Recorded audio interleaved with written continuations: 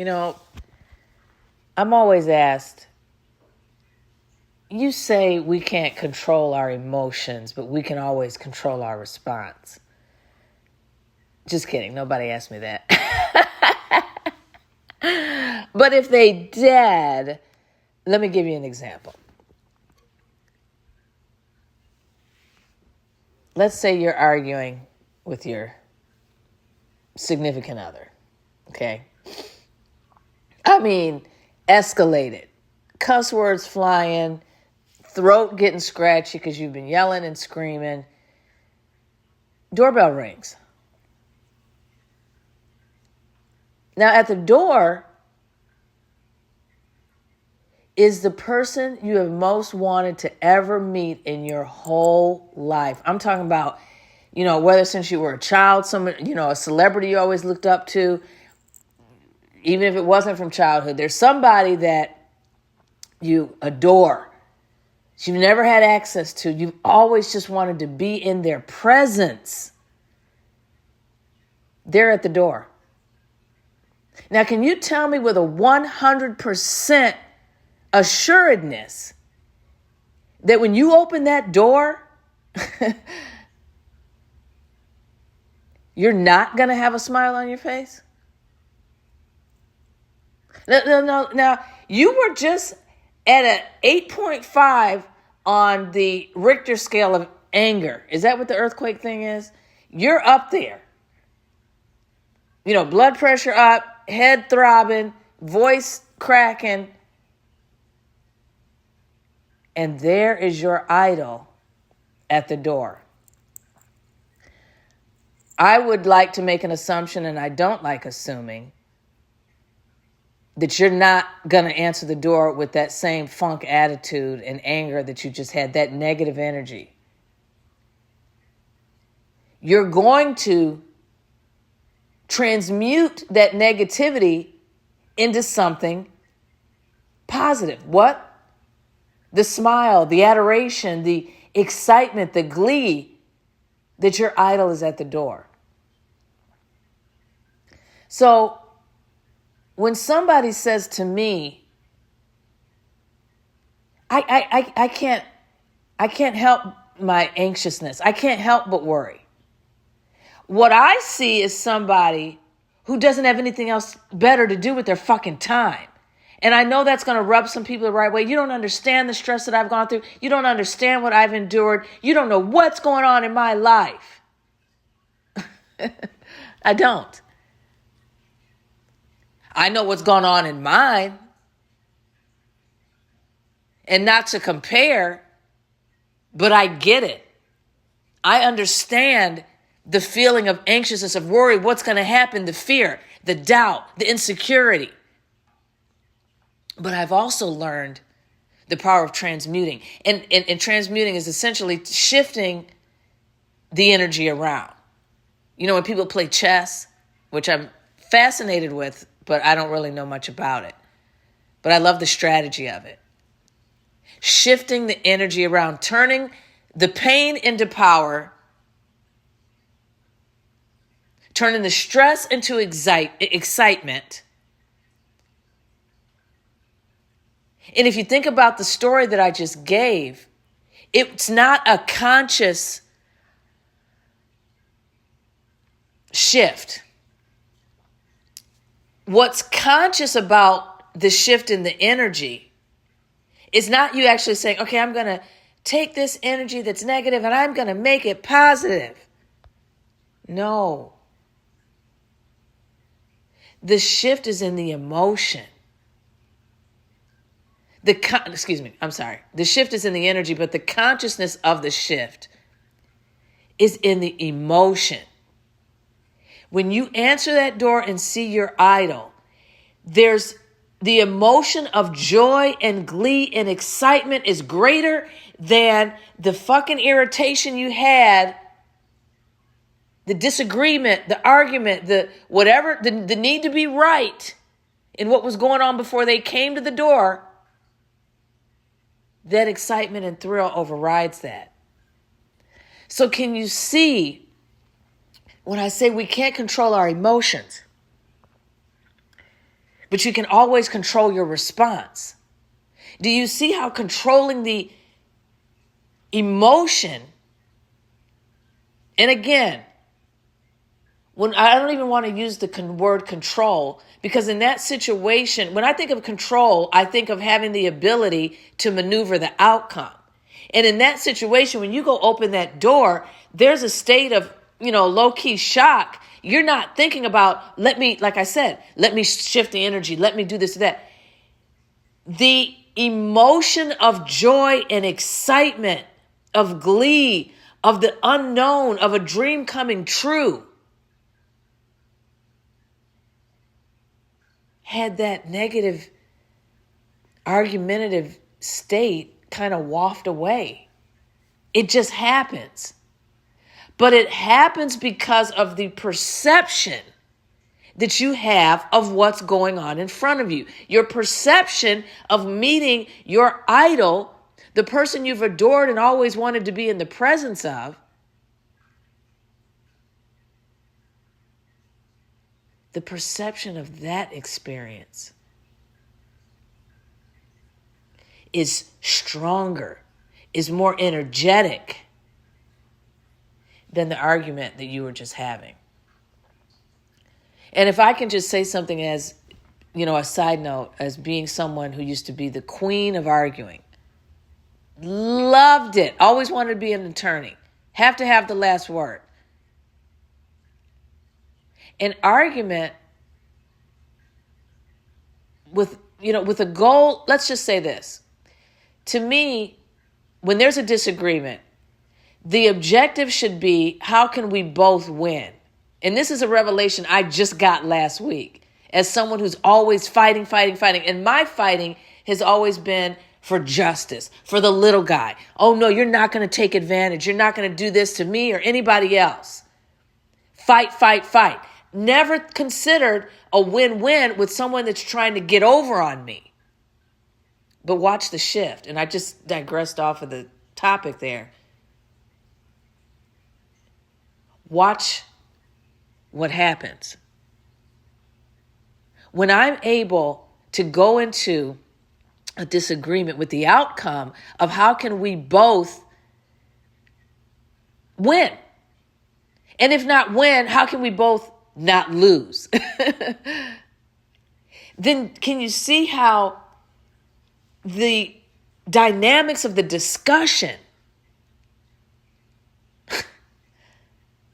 are going to be so different from an argument where I'm going to win, you're going to lose, and I'm going to make sure that you feel fucking bad about it. That's just a side note about arguing. What's your intent? And your intent is going to then define the outcome. Point blank, simple. So, again, when somebody says, which no one has said this to me, but they will. How can I control my response when my emotion is something that I just can't help? My suggestion: figure out that idol at the door. What does that mean? Figure out what excites you. Figure out what brings a level of curiosity and glee and enjoyment in your life. And it can be more than one thing. Matter of fact, it should be more than one thing. So that when you get in those moments where the emotion comes up, and I'm going to tell you something, just like building a muscle, it takes practice to get to the point where I don't give a fuck. And I don't give a fuck doesn't mean you don't care about what's going on. I don't give a fuck means I'm not trying to win an argument. I'm not trying to get over on somebody. I'm not thrown off track by your opinion. Because see, a lot of the times we're so worried about what people think, but if we're rooted and grounded in what we believe in, then we're going to do our best to try to persuade the other person. And usually that persuasion in something where people are very strong on their deep-rooted beliefs, you're going to get, and if I wasn't holding my phone, I'm doing the fist where they two bump together. You're going to get Clash of the Titans. And isn't that what most arguments are? You believe one way, they believe the other way. And my objective in the argument is, I got to win. Because it's my way or the highway.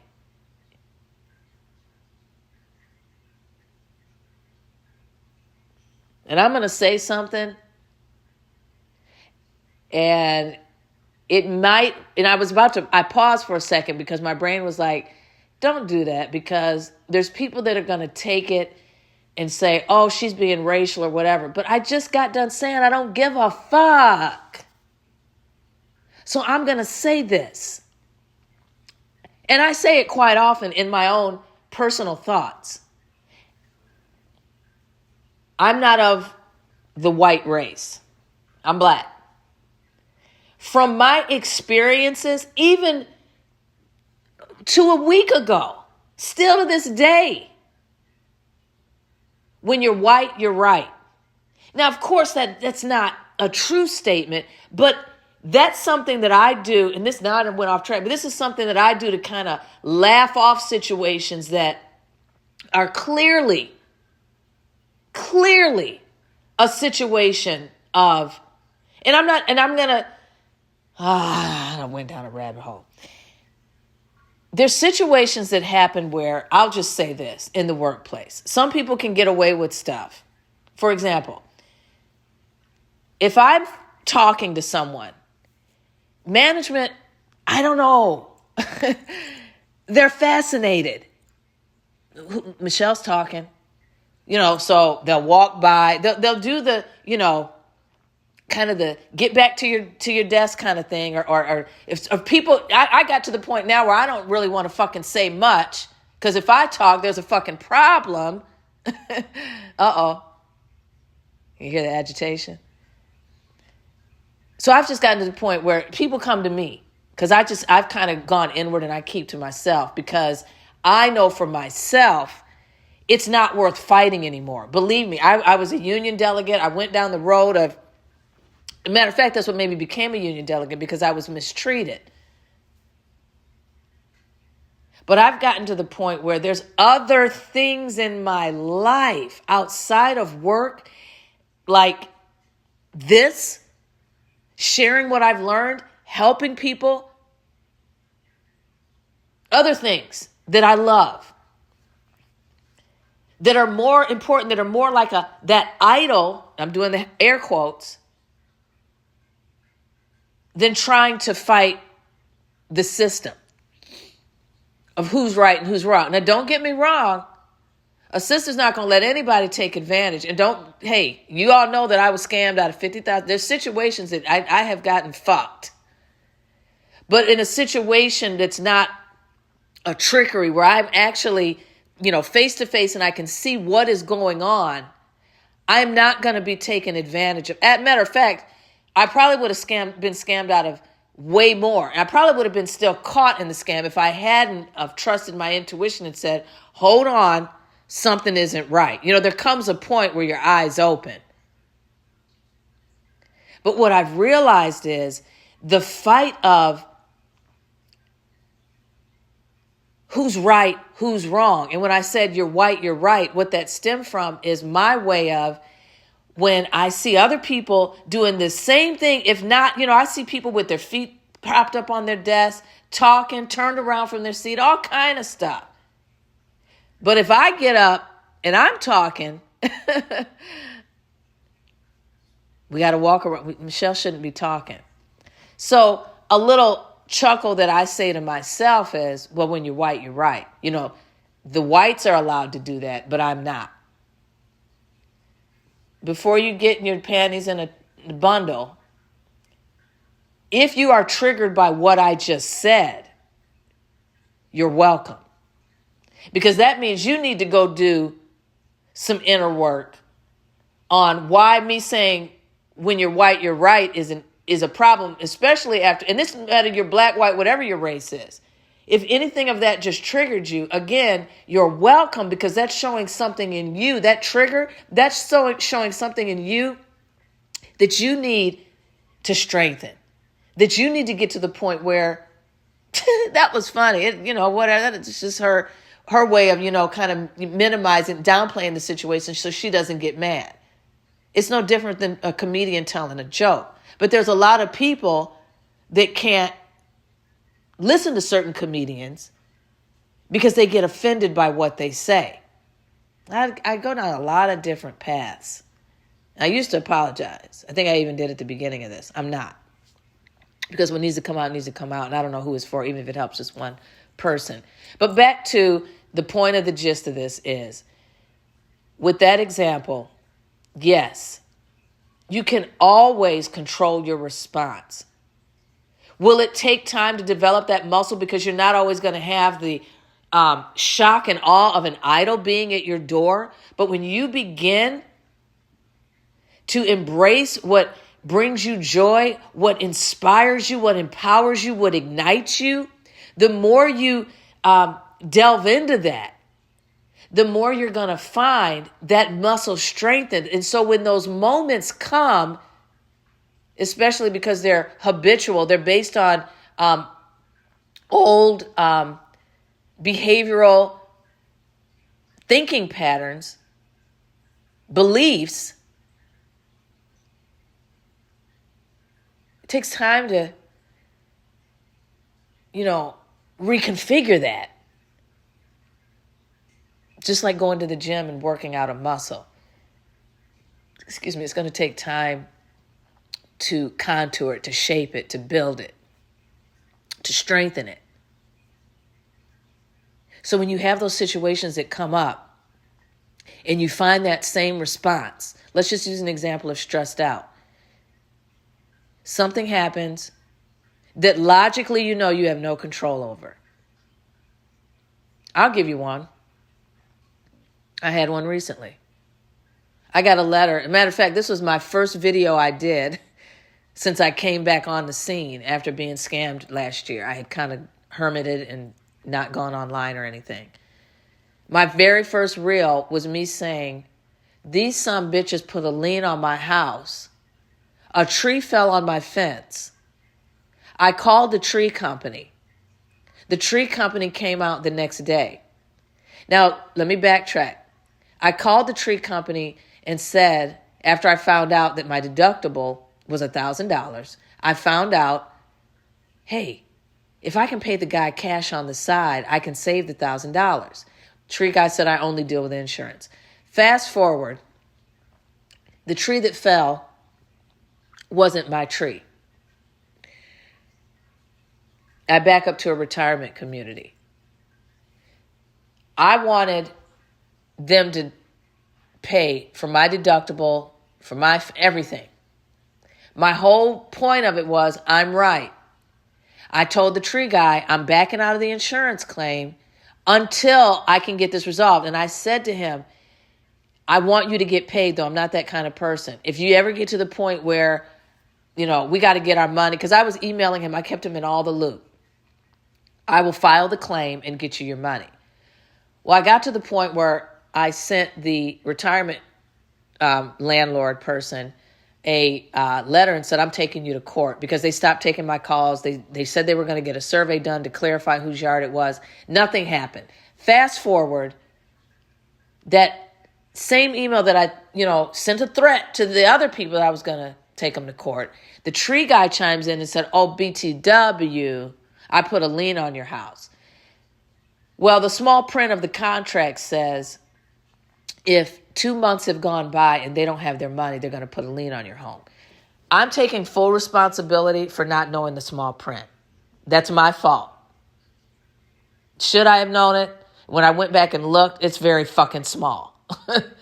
It's not something you would see, especially when you have a tree. And I'm not making an excuse, but the tree had destroyed my fence. I have pets. I wanted the hole closed up, and I couldn't even put a makeshift, artificial fence up until the tree was removed. I wasn't looking at small print. I wanted the tree removed. That's my bad. Where I had the problem was I was in touch with this guy all along and said at any point that you need your money, he knows his contract. He should have said, hey, by next week, if you don't pay, we got to put a lien on your house. That never happened. That was where I got pissed. That's where I wanted to fight. You're taking advantage of the little guy. I was honest with you from day one. You were dishonest with me. His standpoint is, this is just business. Now, mind you, the same day he said, I put a lien on your house, I called the insurance. The guy got his money within an hour. It's been 2.5 months later. The lien is still on my fucking house. Finally, this week, I finally got his attorney to answer me. His receptionist, his attorney's been on an extended fucking vacation. Now, my stress is, and I don't even know this for a fact, but in my thinking, I'm like, well, wait a minute. Anytime now I go to buy a home or do a loan or anything, they're going to say, have you ever had a lien on your fucking house? And now I'm going to have to answer yes because I'm honest. When truthfully, the guy got his money immediately. There was no need for the lien.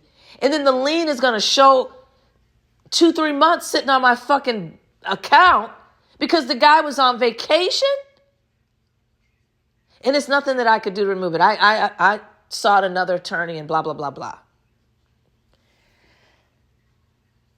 The moral of the story is, now watch this. Before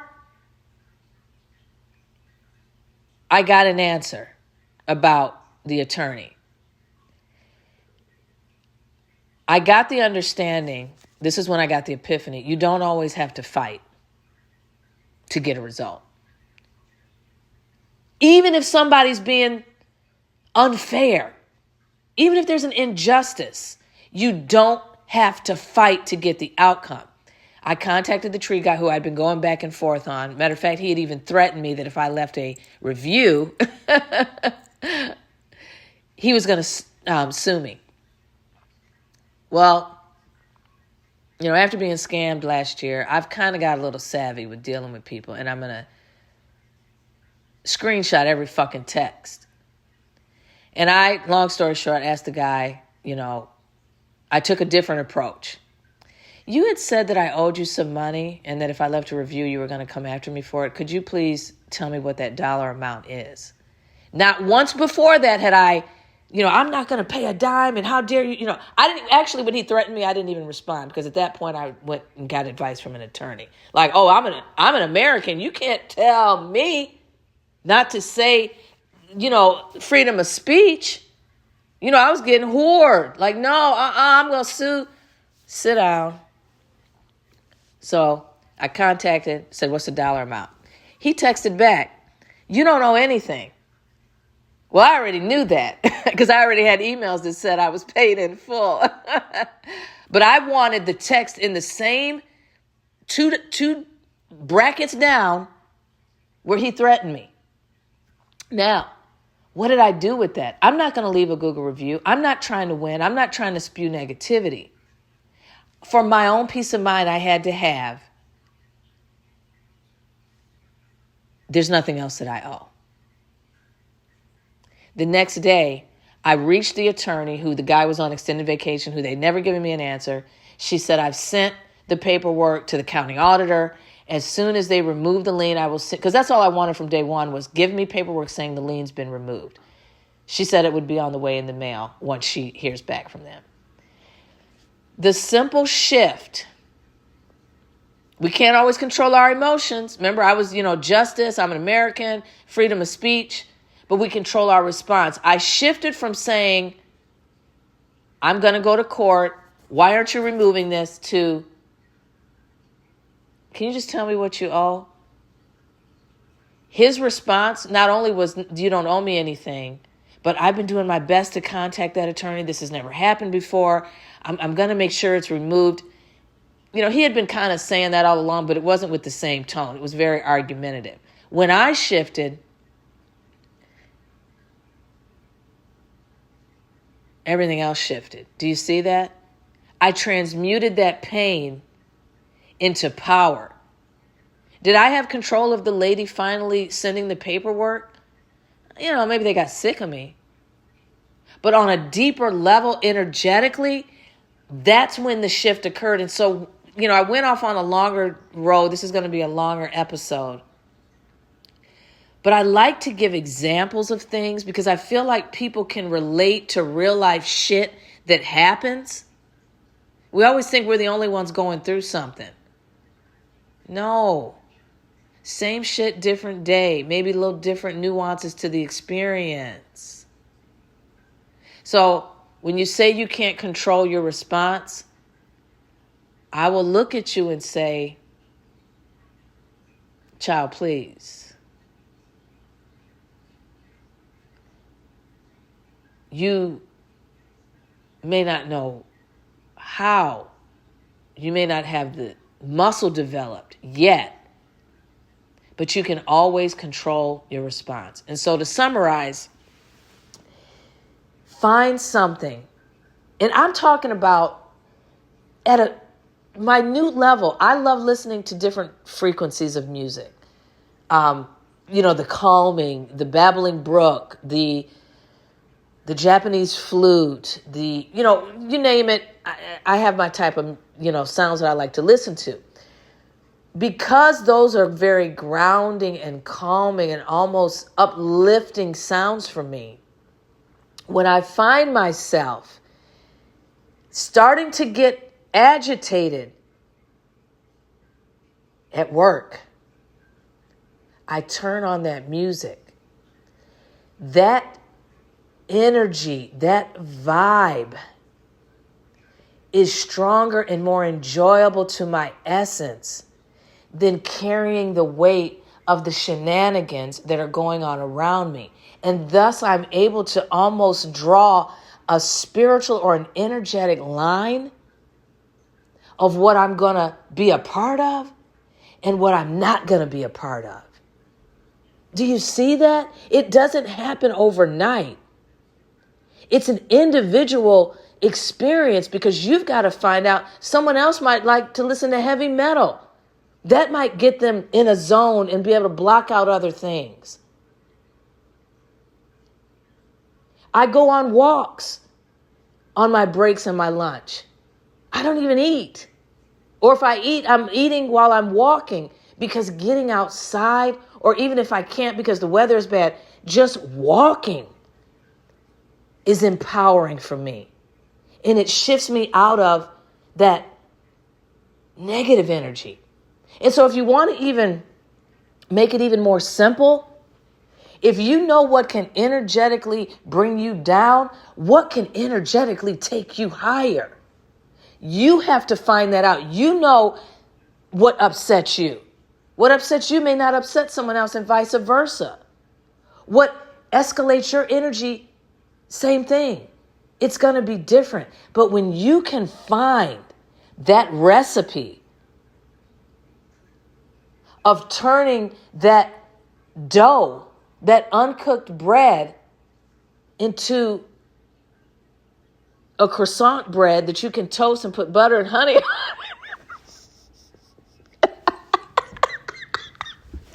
Yes, I have just found some bread that is heavenly.